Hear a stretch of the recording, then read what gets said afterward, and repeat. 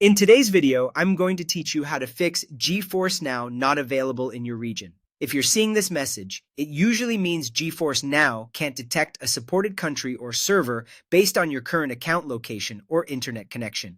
In many cases, the issue is simple and can be checked in just a few minutes. The first thing you need to do is confirm whether GeForce Now is officially available in your country.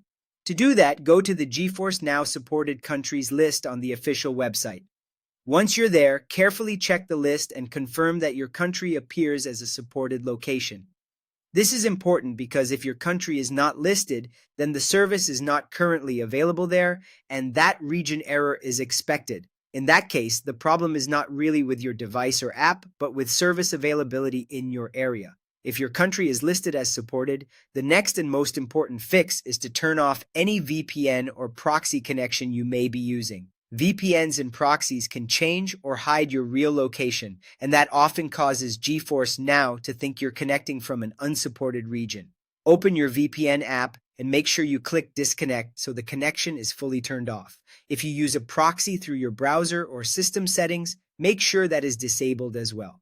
After disconnecting the VPN or proxy, close your browser completely. Don't just minimize it, fully close it so any old location session can be cleared. Then restart GeForce Now and try launching it again. This refresh helps the app detect your actual network location instead of the masked one from the VPN or proxy. If this was the cause, GeForce Now should now recognize your region properly and allow you to continue. This step fixes the issue for many users because location-based services are very sensitive to IP address changes and routing. So to recap, first verify that your country is officially supported. If it isn't, the service won't work in that region. If it is supported, disconnect any VPN or proxy, close your browser, restart GeForce Now, and try again. Following those steps in order gives you the best chance of resolving the region error quickly. That's it for this guide. Thanks for watching, and I hope this helped you get back into GeForce Now without the region warning.